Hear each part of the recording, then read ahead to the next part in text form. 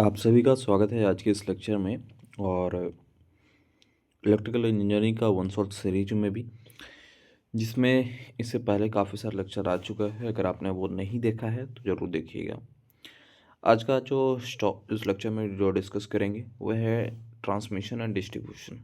ठीक है, T&D जिसको बोले, कंप्लीट आपका यहाँ पास डिटेल्स में डिस्कस किया जाएगा। तो चल लाइक शेयर कर दें सभी फ्रेंड्स के ग्रुप में। जो लोग पहले के लेक्चर को नहीं देखे, वो प्लेलिस्ट का लिंक इसी वीडियो का डिस्क्रिप्शन में दिया हुआ है, आप लोग जाइए और चेकआउट कर लीजिएगा। आपके जो मित्र हैं जो सिविल इंजीनियरिंग है उससे हैं, उनका भी क्लासेस चल रहा है, तो ज़रूर उनको भी बता दीजिए। उनका भी प्लेलिस्ट का लिंक वीडियो का डिस्क्रिप्शन में ही दिया हुआ है, आप लोग शेयर भी कर सकते हैं।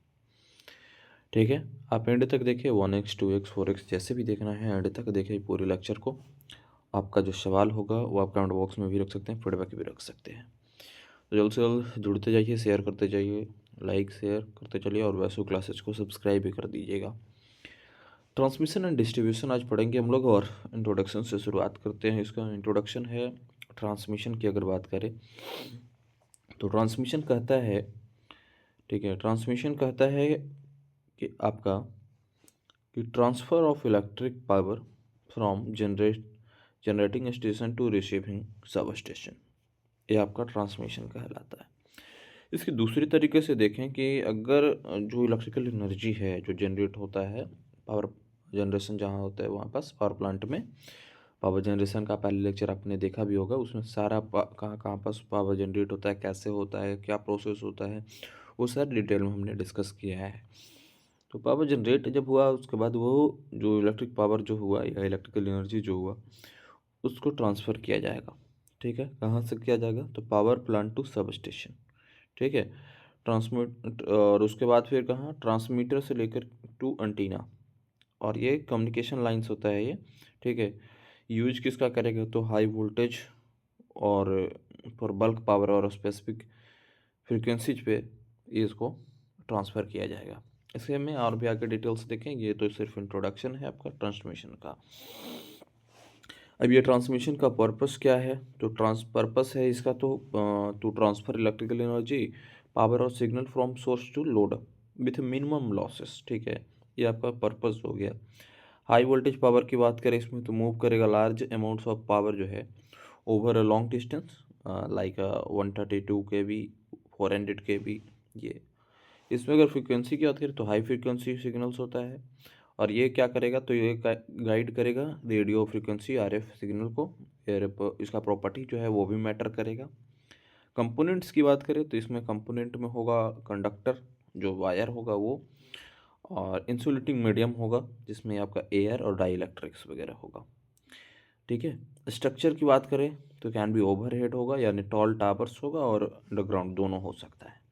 ठीक है, अब इसमें दूसरा आपका टर्म पढ़ना है, इसी में हम लोग देखेंगे, ये है आपका डिस्ट्रीब्यूशन लाइन। डिस्ट्रीब्यूशन लाइन की बात करें, इसका क्या होगा? ये delivery of electric power from substation to consumers. ठीक है, सब स्टेशन पे तो आया ट्रांसमिशन के थ्रू, अब सब स्टेशन से आपके होम में या कंज्यूमर्स जो भी है, इंडस्ट्री वगैरह में जो भी जहाँ पास यूज होना है वहाँ पास जो डिलीवरी होगा वो उसका डिस्ट्रीब्यूशन कहलाता है। एक टर्म है स्टैंडर्ड वोल्टेज लेवल, जो इंडिया का, वो आपको समझ कर रखना है, आपके एग्जाम के पॉइंट ऑफ व्यू से काफ़ी इंपॉर्टेंट है। इसमें स्टेज की बात करें, कुछ स्टेज देखेंगे और उसमें वोल्टेज देखेंगे। जनरेशन जो होता है वो आपका 11 से लेकर के 33 kV का आपका होता है। प्राइमरी अगर ट्रांसमिशन की बात करें, प्राइमरी ट्रांसमिशन का, तो वो आपका रहता है 132 या 220 या 400 kV। ठीक है, ये आपका प्राइमरी ट्रांसमिशन होता है। सेकेंडरी ट्रांसमिशन की बात करें तो सेकेंडरी जो ट्रांसमिशन होता है वो आपका होता है 66 से या 33 kV। ठीक है, प्राइमरी डिस्ट्रीब्यूशन की बात करें अगर हम लोग प्राइमरी डिस्ट्रीब्यूशन में, तो ये आपका होता है 11 kV 11,000 वोल्ट। ठीक है, सेकेंडरी डिस्ट्रीब्यूशन आपका होता है, सेकेंडरी जो डिस्ट्रीब्यूशन होता है वो आपका होता है 400 या 230 वोल्ट का, 230 वोल्ट। ठीक है, 400 वोल्ट या 230 वोल्ट, ये आपका सेकेंडरी डिस्ट्रीब्यूशन होता है। तो ये इसको भी ध्यान में आपको रखना है, क्या है ये? इंडिया का स्टैंडर्ड है, ठीक है, वोल्टेज लेवल जो इंडिया का है, चाहे जनरेशन स्टेज पे, प्राइमरी ट्रांसमिशन पे, सेकेंडरी ट्रांसमिशन पे, प्राइमरी डिस्ट्रीब्यूशन पे और सेकेंडरी डिस्ट्रीब्यूशन पे। इसके बाद आता है ट्रांसमिशन सिस्टम, ठीक है। ट्रांसमिशन सिस्टम क्या है और इसकी आवश्यकता क्यों पड़ती है? तो ये आवश्यकता पड़ती है आपको हाई वोल्टेज ट्रांसमिशन के लिए, ठीक है। हाई वोल्टेज ट्रांसमिशन के लिए इसकी आवश्यकता पड़ती है। ये करेगा क्या? तो पहला तो ये काम करेगा कि रिड्यूस करेगा जो आई स्क्वायर लॉस है, पावर लॉस इसको कहेंगे, ठीक है, उसको रिड्यूस करेगा। दूसरा ये करेगा क्या? इम्प्रूव करेगा वोल्टेज रेगुलेशन को, ठीक है, इम्प्रूव करेगा वोल्टेज के रेगुलेशन को। तीसरा ये क्या करेगा? तो इंक्रीज करेगा एफिशिएंसी को, इंक्रीज करेगा एफिशिएंसी को। चौथा क्या करेगा? रिड्यूस करेगा कंडक्टर के साइज को, ठीक है, रिड्यूस करेगा कंडक्टर की साइज को। तो ये ट्रांसमिशन सिस्टम में ये सारी चीज़ें जो है हाई वोल्टेज ट्रांसमिशन के लिए जो करेगा आवश्यकता है। पहला तो रिड्यूस करेगा आई स्क्वायर लॉसेस, दूसरा है इम्प्रूव वोल्टेज रेगुलेशन, इंक्रीज करना होगा इफिशियंसी को, और रिड्यूस करेगा कंडक्टर की साइज को, ठीक है। अब देखेंगे टाइप्स ऑफ ट्रांसमिशन। ट्रांसमिशन दो तरीके का, पहला आपका एसी ट्रांसमिशन, दूसरा आपका डीसी ट्रांसमिशन, जिसको HVDC भी कहते हैं, ठीक है। एक एक करके समझने की कोशिश करेंगे। तो इसके लिए सबसे बेहतर ऑप्शन होता है कि एसी वर्सेस डीसी दोनों को कंपैरिजन कर लें। तो दोनों का कंपैरिजन कर लें तो अगर एसी में देखा जाए तो इसमें जो चीपर ट्रांसफार्मर होता है, इसमें कोई भी रिएक्टिव पावर्स नहीं होता है। दूसरा, इसमें लॉसेस ज़्यादा है, एसी में लॉसेस ज़्यादा होता है और इसमें लॉसेस कम होता है, ठीक है। एसी का यूज करेंगे शॉर्ट डिस्टेंस के लिए और डीसी का यूज करेंगे लॉन्ग डिस्टेंस के लिए, ठीक है। यहाँ पास ये आपका इसका कंपेरिजन हो गया। अगला नेक्स्ट वन जो टॉपिक है हमारा transmission line, most important line topic है ये, ट्रांसमिशन लाइन, ठीक है, पावर ट्रांसमिशन लाइन।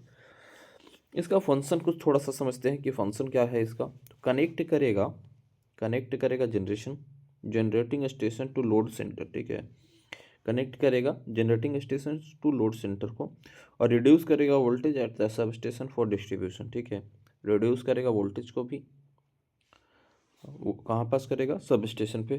क्यों करेगा? तो डिस्ट्रीब्यूशन के लिए करेगा।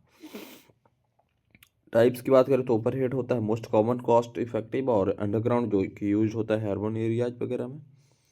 ऑपरेट करेगा वेरी हाई वोल्टेज पे, चाहे 132 kV हो या 220 kV हो, 400 kV हो, 765 kV हो, उस पर आपका ऑपरेट करेगा, ठीक है। नेक्स्ट वन, इसमें थोड़ा सा हम लोग classification based on the length अगर देखें तो इसमें आता है, पहला तो है कि लाइन टाइप और लेंथ। तो लाइन टाइप में अगर शॉर्ट लाइन टाइप है तो उसमें आपका उसका जो लेंथ होगा वो 80 किलोमीटर से बिलो होगा। मीडियम है तो उसमें 80 से 250 किलोमीटर के बीच में इसका डिस्टेंस रहेगा, लेंथ रहेगा। लॉन्ग है लॉन्ग लाइन में जो इसका जो रेंज रहेगा वो 250 किलोमीटर से ज़्यादा रहेगा। तो ये इसका क्लासिफिकेशन है on the based on length, ठीक है। लाइन पैरामीटर्स की बात करें हम लोग थोड़ा, तो लाइन पैरामीटर में अगर पहला देखें रेजिस्टेंस का आर, तो ये होता है ड्यू टू कंडक्टर। इंडक्टेंस की बात करें, इसको एल से इंडिकेट करते हैं, तो ये होता है आपका ड्यू टू मैग्नेटिक फील्ड। तीसरा आपका कैपेसिटेंस होता है सी, जो कि आपका होता है स्पेसिंग बिटवीन द कंडक्टर, ठीक है, due to spacing between the conductor. अगला है कि कंडक्टेंस क्या होगा, तो ये लाइन पैरामीटर में कंडक्टर जिसको कैपिटल जी से इंडिकेट करते हैं, तो ये लीकेज करंट होता है जिसको नेग्लिजिबल मान के चलते हैं हम लोग इसको, ठीक है। अगर मोड्स ऑफ ट्रांसमिशन लाइन की बात करें तो दो तरीका का, ठीक है, मोड्स ऑफ ट्रांसमिशन लाइन की देखिए दो तरीके का है आपका। एक तो है आपका शॉर्ट लाइन, ठीक है, और शॉर्ट लाइन है अगर बात करें पहला तो शॉर्ट लाइन होता है। तो शॉर्ट लाइन में जो होता है, शॉर्ट लाइन में होता है क्या कि ओनली रेजिस्टेंस कंसीडर किया जाएगा और कैपेसिटेंस को नेगलेक्ट कर दिया जाएगा शॉर्ट लाइन में, ध्यान में रखिएगा इसको। दूसरा है आपका मीडियम लाइन इसमें क्या होगा कि नॉर्मल जो पाई मॉडल्स होता है उसको और नॉर्मल जो टी मॉडल होता है उसको, ये दोनों को कंसीडर करके इसमें चलना पड़ेगा मीडियम लाइन में। फिर तीसरा आपका आता है लॉन्ग लाइन में क्या होगा कि डिस्ट्रीब्यूटेड पैरामीटर्स होता है और हाइपरबोलिक इक्वेशन यूज होता है इसमें लॉन्ग लाइन में ही, ठीक है। तो इसको भी आपको ध्यान में रखना है। इसके बाद अगर हम लोग देखें आगे तो एक टर्म है कोरोना।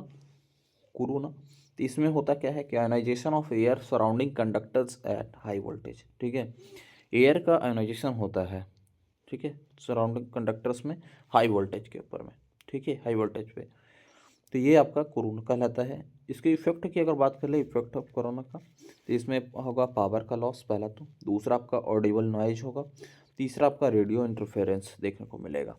तो ये कुछ इफेक्ट्स होंगे कोरोना का, ठीक है, तो इसको भी आप ध्यान में रखिएगा। नेक्स्ट में जो टर्म है फैक्टर अफेक्टिंग कोरोना, तो फैक्टर अफेक्टिंग कोरोना जो है वो आपका रहेगा कंडक्टर साइज, दूसरा स्पेसिंग, और तीसरा आपका रहेगा एटमॉस्फेरिक कंडीशन, और चौथा आपका रहेगा लाइन वोल्टेज। तो ये कुछ फैक्टर्स हैं जो अफेक्ट करेगा कोरोना को, ठीक है। नेक्स्ट जो टर्म है रिडक्शन ऑफ कोरोना की बात करें, तो रिडक्शन ऑफ कोरोना, ये रिडक्शन क्या है, इंक्रीज कंडक्टर डायमीटर, दूसरा आपका रहेगा बंडल कंडक्टर, और तीसरा इंक्रीज स्पेसिंग, ठीक है। तो ये रिडक्शन ऑफ कोरोना के में देखने को मिलेगा। अगला है सैग इन ट्रांसमिशन लाइन, ठीक है। सैग की बात करें तो सैग क्या हो सकता है, तो पहला तो है कि वर्टिकल्स जो डिस्टेंस होगा between the lowest point of conductor and support, ठीक है। तो ये आपका सैग इन ट्रांसमिशन लाइन कहेंगे इसको। वर्टिकल जो डिस्टेंस होगा between the lowest point of conductor and support, वो आपका सैग कहलाएगा। अगर इसके फैक्टर अफेक्टिंग जो सैग होगा उसकी बात करें, तो पहला तो यह है कि वेट ऑफ कंडक्टर जो है वो अफेक्ट करेगा, दूसरा स्पैन का लेंथ क्या है वो भी अफेक्ट करेगा, तीसरा आपका टेंशन, और चौथा में आपका रहेगा विंड एंड आइस लोडिंग। ये सभी के सभी टर्म्स जो है वो अफेक्ट करेगा सैग को अफेक्ट करेगा। अगर इसके इम्पोर्टेंस की बात कर लें, तो ये इम्पोर्टेंस है सेफ्टी के लिए पहला, तो दूसरा आपका मैकेनिकल स्ट्रेंथ के लिए, मैकेनिकल एडवांटेज के लिए, या मैकेनिकल स्ट्रेंथ ही मान के चले, तो इसके लिए इम्पोर्टेंस है आपका सैग इन ट्रांसमिशन लाइन, ठीक है, सेफ्टी के लिए भी और मैकेनिकल स्ट्रेंथ के लिए। नेक्स्ट में जो टर्म है हमारा वह है हमारा इंसुलेटर की बात करें तो ये डिफरेंट टाइप के इंसुलेटर होते हैं। कंडक्टर होता है, एक इंसुलेटर होता है, चालक और कुचालक, है ना। इंसुलेटर के बारे में आप तो प्रॉपर्टीज इसका जानते ही हैं कि ये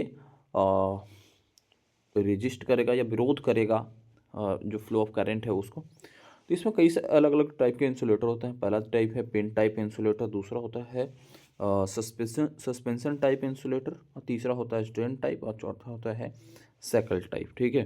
तो चार तरीके का यहाँ पास जो है आपका इंसुलेटर होता है। यहाँ पास अगर हम पिन टाइप को समझें कि पिन टाइप जो आपका इंसुलेटर होता है, ये इसमें क्या है कि ये इसका यूज करते हैं हम लोग पहला तो डिस्ट्रीब्यूशन अप टू जो 33 kV होगा, ठीक है, 33,000 जो होता है और अप टू, ठीक है, यानी 33,000 के बराबर भी हो सकता है या 33,000 से कम वाले जो होंगे वोल्टेज, उसमें इसका यूज किया जाता है पिन टाइप का, या पिन इंसुलेटर भी बोल सकते हैं इसको। और ये फिक्स करेगा क्रॉस आर्म को, ठीक है, फिक्स करेगा क्रॉस आर्म को ये फिक्स भी करेगा, फिक्स टू क्रॉस आर्म, ठीक है। दूसरा होता है आपका सस्पेंशन इंसुलेटर या सस्पेंशन टाइप भी बोल सकते हो उसको। तो इसका यूज करते हैं ये आपका 11 kV से लेकर के 765 kV तक, ठीक है, 765 kV तक के लिए हम लोग यूज़ कर सकते हैं सस्पेंशन टाइप का। इसमें मल्टीपल डिस्क लगा रहेगा एक ये स्ट्रिंग में, और ये हाई वोल्टेज ट्रांसमिशन के लिए यूज होता है, पहले ही हमने बताया, क्योंकि इसका रेंज आपने देखा कि 11 kV से लेकर के 765 kV तक, 765 kV तक इसका यूज कर सकते हैं। तीसरा है आपका स्ट्रेन टाइप, तो स्ट्रेन टाइप इंसुलेटर या स्ट्रेन इंसुलेटर की बात करें तो ये डेड इंड के लिए इसमें जो होगा। दूसरा आपका इसका शार्प कॉर्नर होता है, हाई टेंशन लाइंस में ये इसका यूज करते हैं, ठीक है, हाई टेंशन लाइन में। और ये भी आपका जो स्ट्रेन इंसुलेटर है इसका भी रेंज जो रहेगा वो 33 kV से ऊपर रहेगा, ठीक है। इसमें अगर अगला है सैकल इंसुलेटर का, तो इसका यूज किया जाता है for low voltage under the 33 kV in vertical और हॉरिजॉन्टल पोजीशन, ठीक है।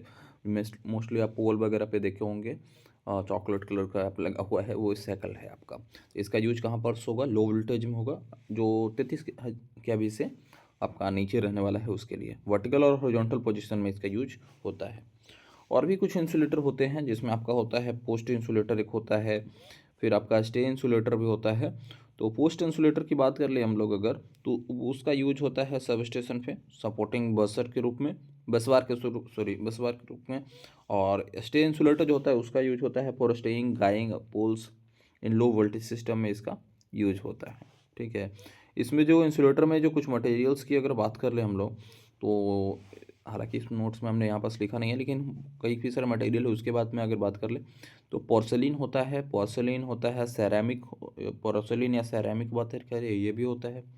इसका यूज क्यों करते हैं, क्योंकि ये ट्रेडिशनल है और ड्यूरेबल है, वाइडली यूज होता है फॉर वेरियस एप्लीकेशन, इसलिए पोर्सलिन और सेरेमिक का ज़्यादातर यूज देखने को मिलेगा आपको। ग्लास का भी यूज होता है, ग्लास भी एक इंसुलेटर है, तो इसका यूज ट्रांसपेरेंट होता है और इजी डिफेक्ट को डिटेक्ट कर पाना इजी होता है इसमें, इसलिए भी चीपर होता है पोर्सिलिन के तुलना में, इसके लिए भी इसके कारण से इसका भी यूज कर सकते हैं ग्लास का। अगर हम बात कर ले एक और इंसुलेटर होता है आपका पॉलीमर्स की बात कर लें, ठीक है, ये लाइट वेट होता है जिसके कारण से इसका भी यूज करते हैं। फाइबर ग्लास कोर होता है इसमें, और पावर पॉलीमर हाउसिंग जो होता है पीडीएम सिलिकॉन का यूज करके, ठीक है, और गुड गुड बेदरिंग भी होता है इसमें, इसके कारण से पॉलीमर्स का भी यूज करते हैं। अगला है लिक्विड इंसुलेटर जिसमें ऑयल का यूज करते हैं। ट्रांसफार्मर वगैरह में आपने देखा होगा कि ऑयल यूज होता है वहाँ पर इंसुलेटर के रूप में, ठीक है। कैपेसिटर को प्रिवेंट करता है आर्थिंग से। फिर गैसेस में भी जो है गैसेस भी हैं, वो भी आपका इंसुलेटर का काम करता है। इसमें एयर का बात कर ले तो बिटवीन द कंडक्टर, और साथ ही साथ SF6 होता है एक, SF6 इसको भी ध्यान में रखिएगा, काफ़ी इंपॉर्टेंस है। SF6 जो होता है सल्फर हेक्सा फ्लोराइड इसको बोलते हैं, तो ये इसका यूज करते हैं स्विच गियर में, ठीक है। SF6 जो सल्फर हेक्सा फ्लोराइड होता है इसका यूज करते हैं स्विच गियर में। कुछ जनरल मटेरियल की बात कर ले जो आप पहले से जान रहे थे इंसुलेटर का, तो वो आपका प्लास्टिक हो गया, रबड़ हो गया, पेपर हो गया, ठीक है, तो इसका यूज भी करते हैं। ये नॉर्मल आपका जनरल मटेरियल्स हो गया जो इंसुलेटर में होता है। इंसुलेटर की स्ट्रिंग एफिशिएंसी की बात कर लें तो ये होता है ratio of voltage across string to sum of individual voltage, ठीक है।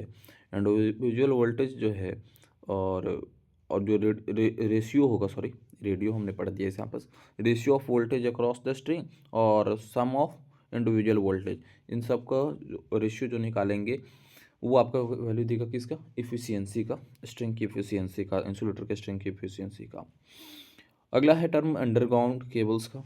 अंडरग्राउंड टेबल्स में केबल्स जो होता है उसमें आपका पहला तो होता है वेल्टेड केबल्स, दूसरा होता है स्क्रीनेड केबल्स और तीसरा होता है प्रेशर केबल। तीन तरीके का केबल इसमें अंडरग्राउंड केबल्स में यूज होगा।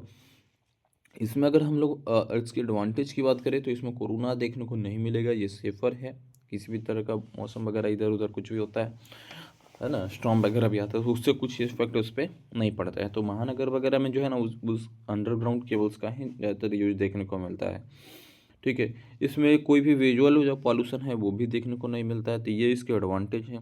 अब एडवांटेज हैं तो डिसएडवांटेज तो साथ में ही चलता है ना। और डिसएडवांटेज की बात करें तो इसमें कॉस्ट इसका काफ़ी हाई है, ठीक है, कॉस्ट इसमें काफ़ी हाई है। और डिफ़िकल्ट होता है फॉल्ट को लोकेट कर पाना, फॉल्ट के लोकेशन को ये डिटेक्ट कर पाना फॉल्ट को, ये थोड़ा सा डिफ़िकल्ट इसमें देखने को मिलता है।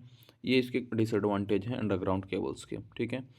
नेक्स्ट वन की ओर हम लोग बढ़ रहे हैं, आपका है डिस्ट्रीब्यूशन सिस्टम। डिस्ट्रीब्यूशन सिस्टम के बारे में हमने इंट्रोड्यूस आपको पहले ही कर दिया है कि आपका सब स्टेशन से कंज्यूमर्स का जो सप्लाई होता है या डिलीवरी होता है वो आपका डिस्ट्रीब्यूशन सिस्टम में होता है। इसमें जो कंपोनेंट्स होता है वो आपका होता है फीडर होता है, डिस्ट्रीब्यूटर होता है और सर्विस मेंस होता है। तीन मेजर कंपोनेंट्स इसमें डिस्ट्रीब्यूशन सिस्टम में देखने को मिलता है। अगर कंपैरिजन कर ले फीडर और डिस्ट्रीब्यूटर का अगर हम लोग, तो फीडर में जो है नो टैपिंग होता है और डिस्ट्रीब्यूटर में टैपिंग अलाउड होता है, ठीक है। फीडर में करंट जो है वो कांस्टेंट रहेगा और डिस्ट्रीब्यूटर में करंट जो है वो वेरीज करता रहता है। साथ ही साथ अगर कंपैरिजन फीडर में वोल्टेज की बात करें तो नो वोल्टेज ड्रॉप कंसिडरेशन होता है और इसमें वोल्टेज ड्रॉप जो है वो इम्पॉर्टेंट है डिस्ट्रीब्यूटर में, ठीक है। तो ये इसका कंपैरिजन हमने देखा। डिस्ट्रीब्यूशन सिस्टम की बात करें अगर हम लोग, तो डिस्ट्रीब्यूशन सिस्टम में आपका पहला सिस्टम है रेडियल सिस्टम, दूसरा आपका रिंगमैन सिस्टम, तीसरा आपका होता है इंटरकनेक्टेड सिस्टम, ठीक है। डिस्ट्रीब्यूशन सिस्टम को अगर थोड़ा सा समझ लें और उसके बाद इसके टाइप्स के भी देखेंगे, जो तीन टाइप्स हमने आपको बताया, radial system, ring main system, interconnected system. Distribution system है क्या, मतलब कि फाइनल नेटवर्क होगा जो डिलीवर करेगा power from the transmission substation to end consumer, ठीक है, चाहे वो होम हो, बिजनेस हो या इंडस्ट्रीज हो। या इसमें दो तरीके से हो सकता है कि stepping down high voltage to usable levels, ठीक है। एग्जांपल के लिए देखिए 120 वोल्ट या 240 वोल्ट, ठीक है। इसमें यूज क्या होगा, इसमें यूज होगा आपका ट्रांसफार्मर, ट्रांसफार्मर का यूज होगा।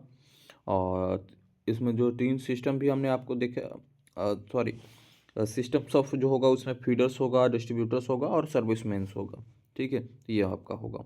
इसमें अगर कुछ की कंपोनेंट्स की बात करें तो डिस्ट्रीब्यूशन सबस्ट्रैक्शन होता है, सब स्टेशन होता है, सॉरी, डिस्ट्रीब्यूशन सब स्टेशन होता है। वो रिसीव करेगा बल्क पावर को और ट्रांसमिशन लाइन के थ्रू स्टेप इट कर देगा डाउन, और उसके बाद फिर मीडियम वोल्टेज जो है वो लेकर मान के चलिए 2 से 33 के बीच में, वो आपका डिस्ट्रीब्यूशन सब स्टेशन में होगा। प्राइमरी जो फीडर होता है उसकी अगर बात करें तो ये मीडियम वोल्टेज लाइंस को जो है सब स्टेशन से लोकल एरिया में यूजुअली करेगा, लेकिन नो टैपिंग के बीच में। जो अभी हमने ऊपर कंपैरिजन भी किया था उसमें भी हमने आपको बताया था कि प्राइमरी जो फीडर होगा उसमें नो टैपिंग होगा।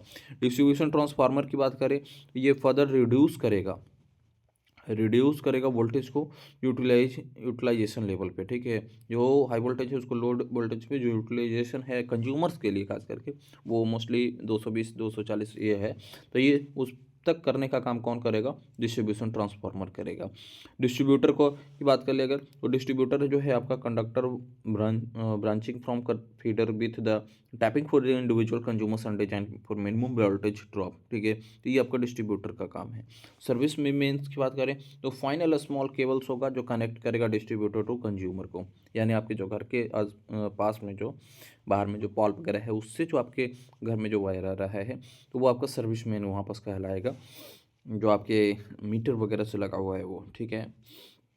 फंक्शन है इसका कि पावर डिलीवरी करेगा, ट्रांसपोर्ट करेगा इलेक्ट्रिसिटी लोकली फॉर कंजम्पशन, और वोल्टेज रेगुलेशन तो ये मेंटेन करेगा voltage with the safe limit, ठीक है, ±6% के लगभग ये अप्लायंसेज के लिए रहेगा। फॉल्ट का मैनेजमेंट की बात करें इसमें अगर थोड़ा, तो फॉल्ट का मैनेजमेंट है कि आइसोलेट करेगा fault using the circuit breaker और fuse to prevent the wider spread voltage, ठीक है। लोड बैलेंसिंग भी होगा, डिस्ट्रीब्यूशन जो लोड अक्रॉस होगा जो फीडर टू प्रिवेंट करेगा ओवरलोडिंग से, तो ये आपका है। अब थोड़ा इसके जो सिस्टम्स के जो टाइप्स हमने पढ़ा है उसके बारे में देखेंगे। पहला जो हमने टाइप देखा था कि रेडियल सिस्टम, तो रेडियल सिस्टम की अगर बात करें तो इसमें सिंपल होगा, ये रेडियल सिस्टम सिंपल होगा और कॉस्ट इफेक्टिव भी होगा। ये भी ध्यान में रखना है कि कॉस्ट इफेक्टिव होता है रेडियल सिस्टम। पावर फ्लो करेगा वन एंड से और लेस रिलायबल होगा, ठीक है। इसमें फॉल्ट जो है अफेक्ट करेगा ऑल को। दूसरा अगर हम बात करें रिंग मेन सिस्टम का, रिंग मेन या इसको लूप सिस्टम भी बोलते हैं, ये भी याद रखना है आपको। इसमें पावर जो है सप्लाइड करेगा बोथ एंड से, ठीक है। ऊपर में रेडियल सिस्टम में वन एंड से, इसमें बोथ एंड से होगा और क्रिएट करेगा एक लूप, ठीक है, और इम्प्रूव करेगा रिलायबिलिटी को इम्प्रूव कर देगा इसमें, किस में, तो रिंग मेन में, क्योंकि एक लूप बनाएगा ये दोनों एंड से करेगा तो, ठीक है। दूसरा है कि इंटरकनेक्टेड सिस्टम की बात करें तो इसमें मल्टीपल इंटरकनेक्टेड नेटवर्क होगा फॉर हायर रिलायबिलिटी। ये कॉमनली यूज होता है अर्बन एरियाज में, ठीक है। इंटरकनेक्टेड जो सिस्टम है वो कॉमनली यूज होगा कहाँ पास, अर्बन एरियाज में, ठीक है।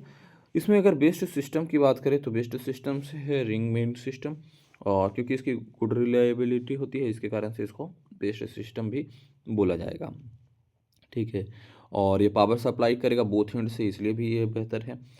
वोल्टेज रेगुलेशन की बात करें तो वी आर परसेंट में इसका अगर निकालें तो इसमें होता है कि V no load minus V full load upon में वी फुल लोड मल्टीप्लाई 100, तो इससे इसकी वोल्टेज रेगुलेशन की इफिशियंसी पता चल जाता है, ठीक है। वोल्टेज रेगुलेशन परसेंटेज में V load minus V full load upon में वी फुल लोड मल्टीप्लाई 100 करके ये वोल्टेज रेगुलेशन, तो इसको भी आप ध्यान में रखिएगा। पावर लॉसेस की बात करें तो मोस्ट इंपॉर्टेंट टॉपिक है आपका ट्रांसफार्मर में भी हमने आपको बताया है कि पावर लॉस को ध्यान में रखें। जो भी चैप्टर में पावर लॉसेस या लॉसेस जो भी आ रहे हैं, इसमें तो पावर लॉस आ रहा है, बाद बाकी में भी लॉसेस आ रहा है, तो लॉसेस जो भी आ रहे हैं या टेस्ट जो भी आ रहे हैं उसको ध्यान में आपको रखना है। आपके एग्जाम के पॉइंट ऑफ व्यू से काफ़ी बेहतरीन रहने वाला है वो, अगर आप उसको ध्यान में रखते हैं तो। पहला इसमें होगा कि पावर लॉस में कि कॉपर लॉस होता है जो I² होगा, और डाई इलेक्ट्रिक लॉस होगा और कोरोना लॉस होगा। तो 3 तरीके का पावर लॉसेस इसमें देखने को आपको मिलने वाला है। नेक्स्ट वन हम लोग देखने जा रहे हैं अर्थिंग के बारे में। अर्थिंग क्या है, ठीक है। तो अर्थिंग जो है वो प्रोवाइड करता है safety to the equipment and humans, ठीक है। आपके पास जो अप्लायंसेज लगा हुआ है या इक्विपमेंट लगा है तो उसको भी प्रोटेक्ट करने का काम करेगा, आपको अर्थिंग प्रोवाइड करेगा सेफ्टी को। कैसे करेगा? The process of connecting an electrical system और appliances to earth using a lower resistance wire. Earthing में ये भी एक सवाल आता है कि इसमें जो वायर यूज होता है वो हाई रेजिस्टेंस होता है कि लो रेजिस्टेंस होता है। ये लो रेजिस्टेंस वायर यूज होता है इसमें, इसको भी आपको ध्यान में रखना है। अर्थिंग का मेनली पर्पस क्या होता है? तो पर्पस है कि टू प्रोटेक्ट करना पीपुल एंड इक्विपमेंट को, किससे? तो इलेक्ट्रिक शॉक है और फायर है, तो या फायर ये सब होगा किसके कारण से? तो डाइवर्टिंग जो फॉल्ट होगा करंट में उसके कारण से, जैसे शॉर्ट सर्किट हो गया, सर्च हो गया, लाइटनिंग हो गया, तो इससे बचाने का काम कौन करेगा? वो आपका अर्थिंग अर्थिंग करेगा। अगर इसके वर्किंग प्रोसेस की बात करें, ये वर्क कैसे करता है, तो ये वर्क करता है कि डेडिकेटेड लो रेजिस्टेंस कंडक्टर इसमें कनेक्ट किया जाता है मेटालिक केसिंग को ऑफ अप्लायंसेज और system component to the an electrode buried in the earth and acting as a safety valve for the electricity, ठीक है। तो ये आपका वर्किंग प्रोसेस इसका रहने वाला है कि लो रेजिस्टेंस कंडक्टर को कनेक्ट किया जाता है मेटालिक केसिंग के ऑफ अप्लायंसेस से, ठीक है, जिसके कारण से ये प्रोटेक्ट करेगा, प्रिवेंट करने का काम करेगा। इसके बेनिफिट की बात करें तो प्रिवेंट करेगा करंट बिल्डअप होगा उससे, और ट्राइप करेगा सर्किट ब्रेकर को जैसे फ्यूज को, और स्टेबलाइज करेगा वोल्टेज को भी, ये प्रोटेक्ट करेगा सेंसिटिव इलेक्ट्रॉनिक्स को भी, ठीक है। इसमें टाइप्स की बात करें तो आपका होता है प्लेट अर्थिंग होता है, पाइप अर्थिंग होता है और स्ट्रिप अर्थिंग होता है। ये इसके कुछ टाइप्स हैं, ठीक है, तो इसको भी आप ध्यान में रखिएगा। इम्पोर्टेंस कुछ है की पॉइंट जो इस चैप्टर से रिलेटेड वो हम आपको लास्ट में देखेंगे। तो पहला है कि transmission voltage increase to reduce I square loss, पहला ध्यान में रखिएगा। दूसरा है कि कोरोना जो है अकर्स करेगा due to ionisation of air. तीसरा है आपका कि सस्पेंशन इंसुलेटर्स जो है यूज किया जाता है वो 33 के भी, ठीक है। फीडर करंट की बात करें वो भी कांस्टेंट रहता है, ऊपर जब कंपेरिजन कर रहे थे तो उसमें भी हमने आपको बताया था। दूसरा है कि डिस्ट्रीब्यूटर जो है वोल्टेज ड्रॉप पिच इंपॉर्टेंट होता है इसमें। अगला है कि वेस्ट डिस्ट्रीब्यूशन सिस्टम आपका रिंगमैन होता है, ये भी हमने आपको पहले ही बता दिया है। तो ये आपका यहाँ पास जो है कंप्लीट आपका एनालिसिस कंप्लीट चैप्टर डिस्कशन हो गया है ट्रांसमिशन एंड डिस्ट्रीब्यूशन का। आई होप कि यहाँ तक आपको दिक्कत परेशानी आपको नहीं रही होगी। कैसा लगा आपको क्लास आज का? आप लोग जरूर कमेंट करके बताएं, और वैसे क्लासेज को अगर आपने अभी तक लाइक शेयर नहीं किया तो लाइक करें, ठीक है। और प्लेलिस्ट का लिंक भी वीडियो को डिस्क्रिप्शन में दिया है, इससे पहले की क्लासेज भी अगर नहीं देखा आपने तो जरूर देखिए। धन्यवाद आप लोग आज के इस लेक्चर को देखने के लिए।